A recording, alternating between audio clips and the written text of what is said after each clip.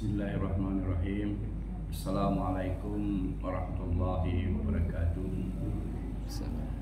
Alhamdulillahirabbil alamin wassalatu wassalamu ala asyrofil anbiya'i wal mursalin wa ala alihi washabbihi ajmain, amma ba'du. Rabbi shrah li sadri wa yassir li amri wahlul 'uqdatam min lisani yafqahu qawli. Pertama-tama mari kita panjatkan puji syukur kehadirat Ilahi Rabbi yang mana telah melimpahkan rahmat dan hidayahnya kepada kita sekalian, sehingga pada subuh hari ini kita masih diberi kesempatan, diberi kesehatan, diberi kekuatan untuk melaksanakan ibadah sholat subuh secara berjamaah di Masjid Al-Mukhlisin yang penuh mubarakah ini. Kedua kalinya mari kita mengucapkan ribuan terima kasih kepada junjungan besar Muhammad sallallahu alaihi wasallam yang telah memberikan petunjuk dari jalan gelap gulita ke jalan terang benderang. Hadirin dan hadirat yang sama-sama saya muliakan, kalau kita melihat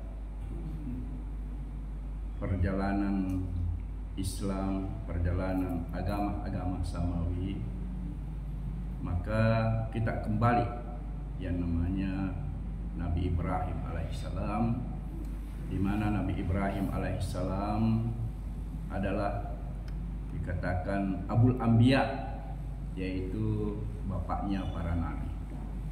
Kenapa dikatakan bapaknya para nabi? Karena Nabi Ibrahim itu mempunyai anak namanya Ismail alaihissalam yang nantinya turun ke bahasa Arab, yaitu Nabi Muhammad sallallahu alaihi wasallam sebagai nabi terakhir.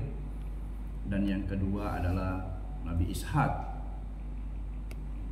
di mana Nabi Ishak inilah yang menjadi apalagi namanya bapak daripada para nabi-nabi Bani Israel. Jadi kita tidak bisa lupakan bahwasanya Nabi Ibrahim itu adalah Abul Anbiya. Dan perlu kita ketahui bahwasanya sebetulnya asal daripada Nabi Ibrahim itu adalah dari Kaldan. Kaldan itu yang sekarang ini dikatakan Irak. Jadi dia sebetulnya orang Irak, yang mana ketika itu ya yang namanya ada pacaklik. Jadi mereka dari apalagi namanya mencari sesuatu, mencari apalagi namanya kehidupan. Nah, di mana kehidupan ini dia berangkat ya. Sehingga ada kata-kata yang dari bahasa Ibrani itu mengatakan abur, Yahud itu adalah berpindah dari satu tempat ke tempat yang lain.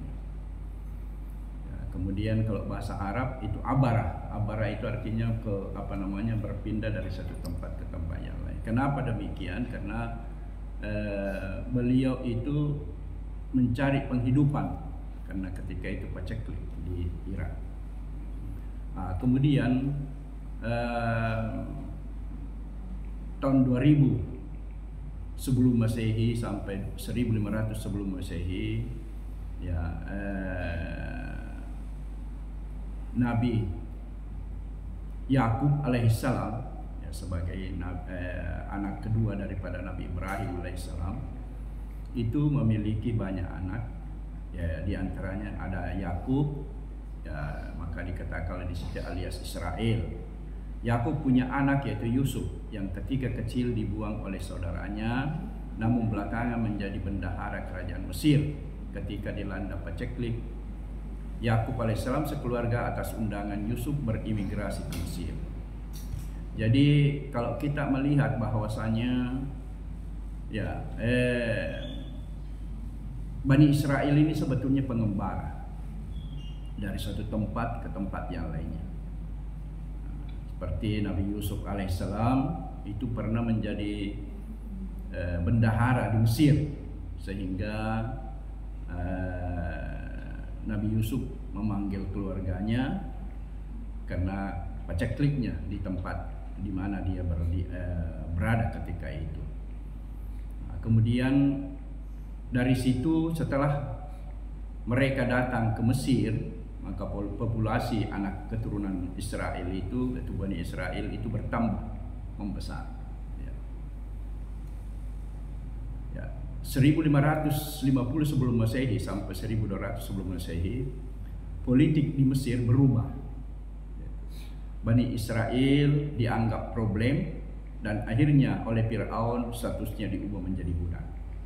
Jadi ketika pada masa Fir'aun itu Bani Israel itu ya sangat rendah dia punya apalagi namanya martabatnya, sehingga dijadikanlah dia sebagai budak di Mesir ketika itu adalah para Fir'aun yang apalagi namanya yang memimpin, yaitu Ramses. 1200 sebelum Masehi sampai 1100 sebelum Masehi, Musa alaihissalam memimpin bangsa Israel meninggalkan Mesir. Ketika itu Nabi Musa alaihissalam ya dipelihara oleh apalagi Fir'aun, dan setelah dewasa justru dia sekarang menjadi pembangkang atas Fir'aun, dan memimpin Bani Israel itu meninggalkan Mesir untuk mengembara di padang Sinai menuju tanah yang dijanjikan. Jadi sebetulnya apalagi namanya Nabi Musa itu berpindah dari suatu tempat ke tempat yang lainnya, ya, seperti di Sinai itu sudah dijanjikan sebetulnya. Bila mereka taat kepada Allah, jadi dijanjikan bila mereka taat kepada Allah. Namun saat mereka diperintah memasuki Palestina, mereka membandel dan mengatakan, "Hai Musa, kami sekali-sekali tidak akan memasukinya selama-lamanya selagi ada orang-orang yang gagah perkasa di dalamnya. Karena itu pergilah kamu bersama Rabbmu dan berperanglah kamu berdua. Sesungguhnya kami hanya duduk menanti di sini saja." Ya, seperti di surat Al-Maidah ayat 24. A'udzubillahi minasyaitonirrajim. Bismillahirrahmanirrahim. Qalu ya Musa inna lan nadkhulaha abadan madamu fiha fazhab anta wa rabbuka faqatila inna hauna qa'idun. Mereka berkata, "Wahai Musa, sampai kapanpun kami tidak akan memasukinya selama mereka masih ada di dalamnya.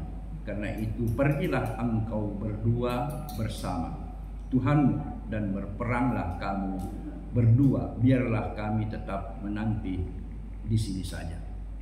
Ini salah satu pembangkang daripada apalagi namanya Bani Israel, ya, yaitu dia tidak mau mengikuti Nabi Musa alaihissalam sebagai pembawa agama Yahudi ketika itu. Kemudian akibatnya mereka dikutuk dan hanya berputar-putar saja di sekitar Palestina. Belakangan agama Musa alaihissalam disebut Yahuda menurut nama salah satu marga Israel yang paling banyak keturunan, yakni Yahuda dan Bani Israel. Perlu diketahui bahwasanya kata-kata Yahuda sebetulnya ataupun Yahudi ini sebelum adanya agama Yahudi itu sudah ada bangsa Yahudi. Bangsa Yahudi itulah juga Bani Israel, yang mana asalnya ini yang saya katakan tadi itu asalnya dari Kaldam, ya, yang sekarang yang biasa dikatakan orang itu ada namanya Kan'an, yaitu dari Palestina. Padahal asal usul daripada Yahudi itu bukan di Palestina, bukan di Kan'an, tapi itu di Kaldam. Kaldam itu adalah Irak. Menurut nama salah satu marga Israel yang paling banyak berketurunan, yakni Yahuda, Bani Israel tanpa memandang warga negara atau tanah air disebut juga orang-orang Yahudi. Jadi orang-orang Yahudi itu bukan saja yang ada di Palestina, tapi orang Yahudi bertebar di mana-mana, sehingga Yahuda ini bisa ada di Soviet, bisa ada di Eropa, bisa ada di Amerika Latin, Bahkan ada juga yang di apalagi namanya di Asia. Ya mungkin saja ada di Indonesia. Saya biasa saya lihat di apalagi namanya televisi itu. Kalau ada yang demo-demo ya mengibarkan juga bendera bendera Israel yang berlambang dua garis itu, garis apalagi namanya biru, itu menandakan sungai Efrat dan sungai Nil. Kemudian bintangnya itu adalah bintang Nabi Daud. Jadi makanya itulah simbol daripada apalagi namanya bendera Israel, yaitu sungai. Kenapa simbolnya adalah dua sungai itu? Karena Nabi Daud alaihissalam pernah memerintah Palestina, pernah memerintah di sana, yaitu ada namanya Israel Raya, di mana ketika itu yaitu antara sungai Efrat dan sungai Nil itulah yang dikuasai ketika itu. Di mana kita ketahui sungai Efrat itu adanya di Irak, sedangkan sungai Nil ada di Mesir. Ya bayangkan luasnya dia punya kekuasaan. Nah, inilah yang diinginkan sekarang orang-orang Yahudi untuk mengembalikan hal tersebut. Sehingga bagaimana menggerogoti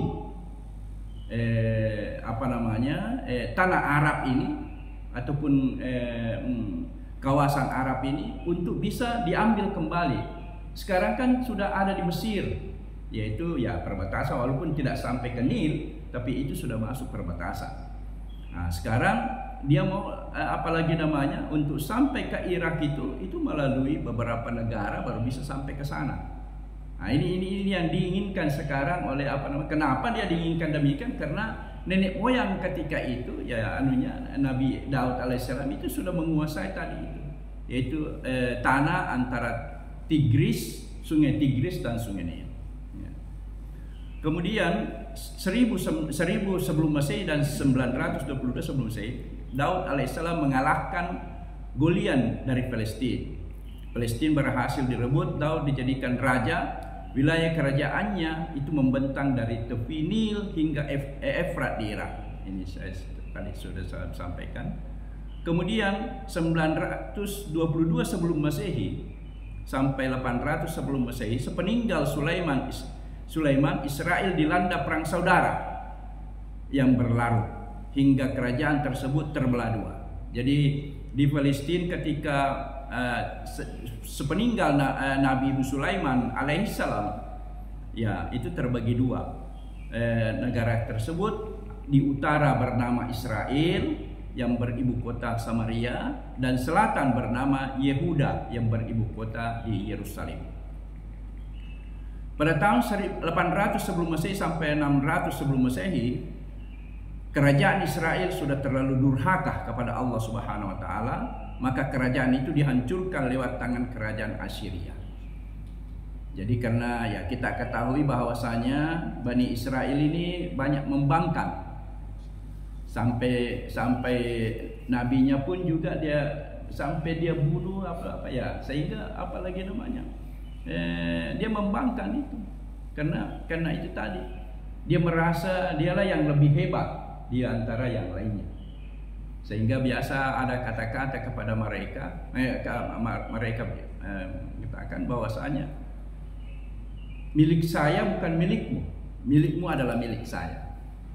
Jadi sehingga apalagi namanya dia punya prinsip bahwasanya apapun yang dimiliki selain yang dimiliki dia miliknya juga. Jadi dia berhak untuk mengambilnya. Nah, seperti yang di di Palestina ini, dia selalu bagaimana menggerogoti supaya diambil karena dia punya prinsip demikian. Nah, sesungguhnya kami telah mengambil perjanjian dari Bani Israel dan telah kami utus kepada mereka rasul-rasul, tetapi setiap datang seorang rasul kepada mereka dengan membawa apa yang tidak diingini hawa nafsu mereka, maka sebagian rasul-rasul itu mereka dustakan atau mereka bunuh. Jadi seakan-akan surat Al-Maidah ayat 70 ya, Al-Maidah ayat 70, yaitu laqad akhasna mitsaqa bani Israil wa arsalna ilaihim rusulan kullama ja'ahum rasulun bima la tahwa anfusahum fariqan kazzabu wa fariqan yaqtulun. Ya, sesungguhnya kami telah mengambil perjanjian dari Bani Israel dan telah kami utus kepada mereka rasul-rasul, tetapi setiap rasul datang kepada mereka dengan membawa apa yang tidak sesuai keinginan mereka, maka sebagian dari rasul itu mereka dustakan dan sebagian lagi mereka bunuh. Nah, di sini apalagi ini kalau tidak masuk di akalnya, maka mereka mengingkari kedatangan rasul dan bahkan juga membunuhnya. Nah, kemudian hal ini juga bisa dibaca di Bible, yaitu kitab Raja-Raja. Ya, ini ada. Kemudian di Bible juga ada kitab Raja-Raja kedua, yaitu 17 sampai 18. 600 sebelum Masehi sampai 500 sebelum Masehi, kerajaan Yehuda dihancurkan lewat tangan Nebukadnezar dari Babilonia. Nah, jadi karena mungkin saja terjadi apalagi namanya kesewenang-wenangan ketika itu kerajaan Yehuda ya dihancurkan oleh kerajaan Babilonia, yang Babilonia ini yang sekarang di apalagi namanya ya sekitar Suria, Irak, apa itu Babilonia. Kemudian ya Libanon, ya itu semua. Kemudian ada juga Mesopotamia ya itu Yordan apa semuanya itulah ya anunya. Tapi sekarang tidak disebutkan demikian. Nah, yaitu karena apalagi namanya penjajahlah yang membagi-bagi, kolonialisme lah yang membagi-bagi hal tersebut sehingga terpisah-pisah.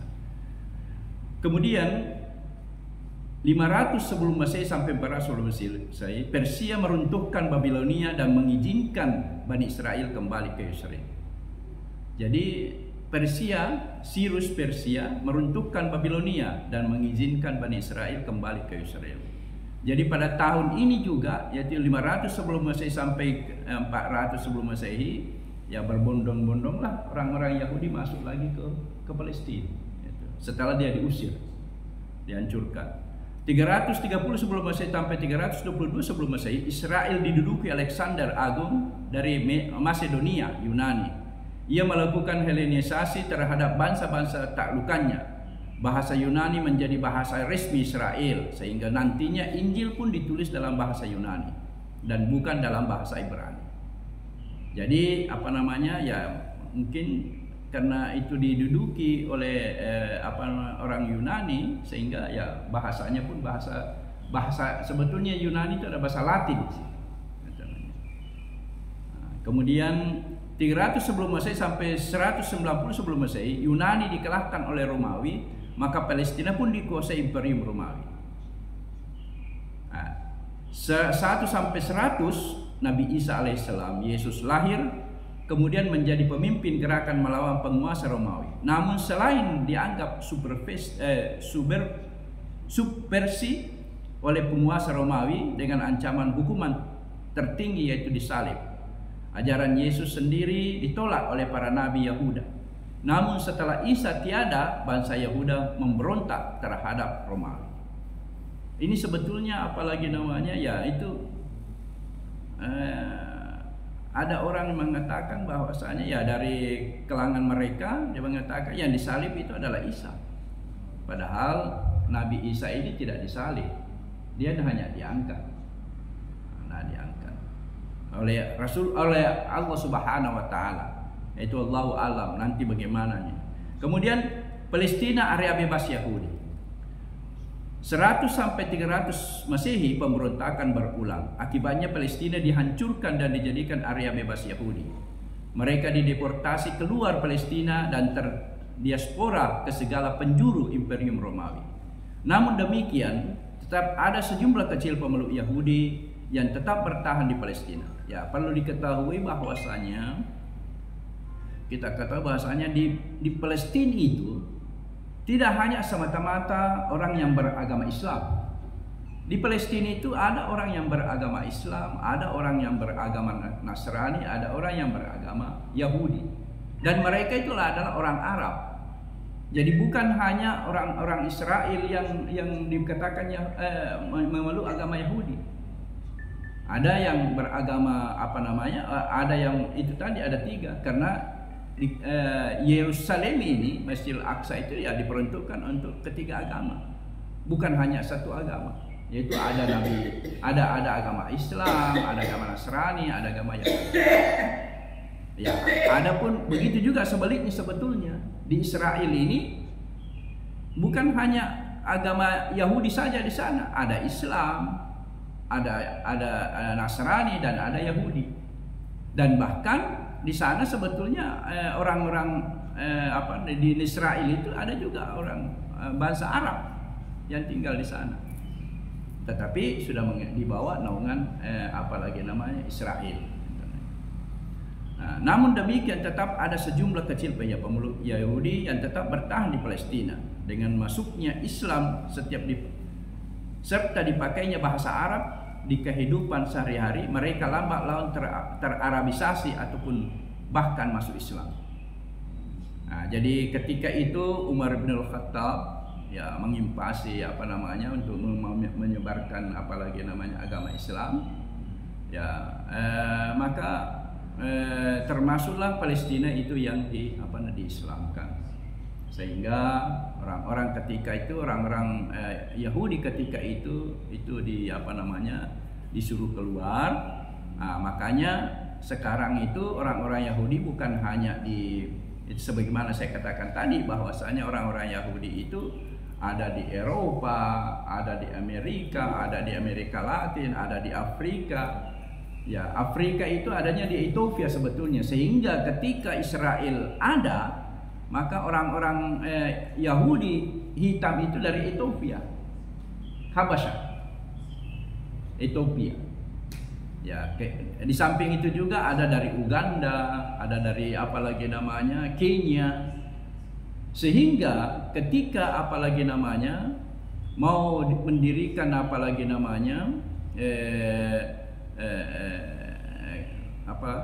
negara Israel, ya ditawarkanlah.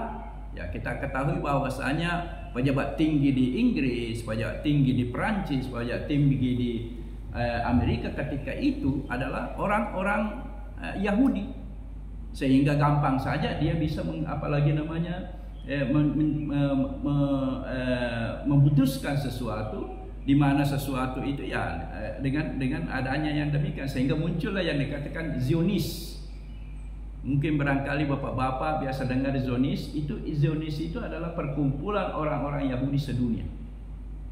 Dan menginginkan disitulah dari kongres Zionis itu pada 1893, maka muncullah kongres yang pertama bahwasanya ya Yahudi harus ada negara.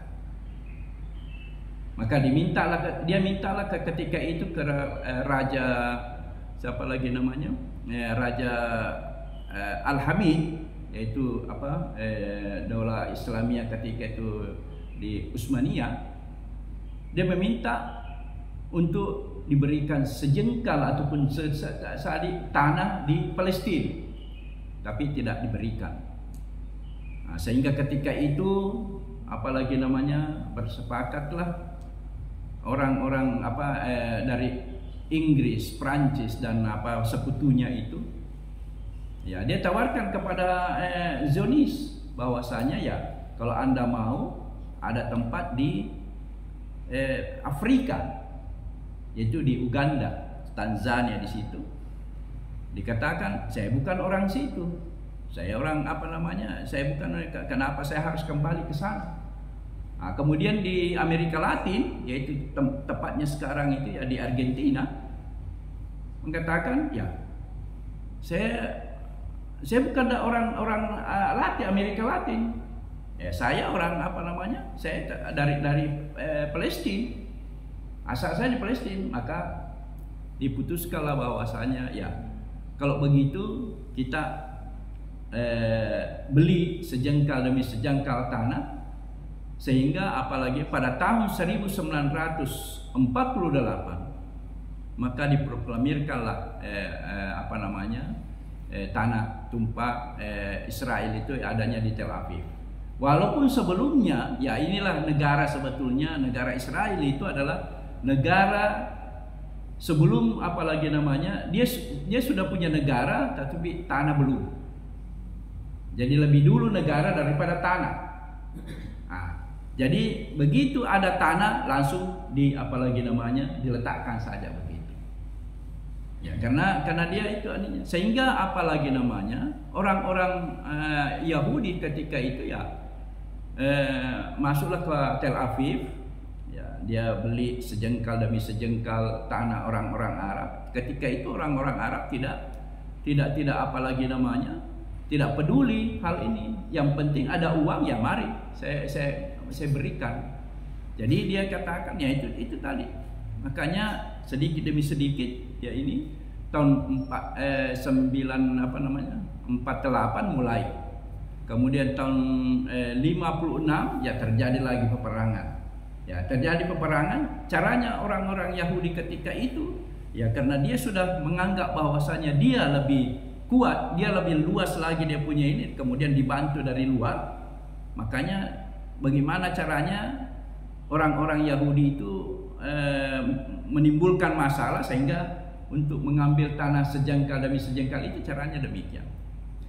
Begitu juga tahun 65, ketika itu 65 6 hari itu maka terjadilah perang besar-besaran ketika itu 6 hari sehingga Arab ketika itu kalah dan didukuilah yang namanya Sinai. Dan Sinai itu adalah tanah subur di Mesir. Kemudian di dataran tinggi Golan yang di Syria. Kemudian tepi barat. Hanya saja sekarang itu Sinai sudah diambil. Tepi barat juga sudah, hanya Golan yang tidak diambil oleh Syria karena tidak ada perjanjian. Nah, ini barangkali yang ini sehingga ya Bani Israel ini menganggap bahwasanya saya adalah tumpah darah saya adalah di Palestina. Nah, ini.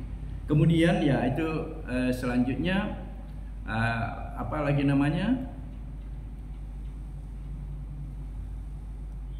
orang-orang bangsa Yahudi merembes ke semenanjung Arabia, diantaranya ke Khaybar di sekitar Madinah. Jadi tahun 500 sampai 600 sebelum adanya Rasulullah SAW, orang-orang Yahudi itu sudah merambat ke Arab. Dulu dikatakan semenanjung Arab. Ya, sehingga di Madinah itu ada dua kota, yaitu penduduk Hazrat dan Haus, di mana penduduk Hazrat dan Haus ini adalah orang Yahudi. Ya, kita katakan orang Yahudi dan maksudnya dia beragama Yahudi. Kemudian 16-19 Nabi Muhammad SAW melakukan perjalanan ruhani Isra dan Mi'raj. Ini saya kira Masjidil Aqsa dan Mi'raj ke langit. Rasulullah menetapkan Yerusalem sebagai kota suci ketiga. Jadi kota suci pertama adalah Makkatul Mukarramah, kemudian Madinatul Munawwarah dan Masjidil Aqsa. Salat di Masjidil Aqsa dinilai 500 kali dibanding salat di masjid yang lainnya selain Masjidil Haram dan Masjid Nabawi.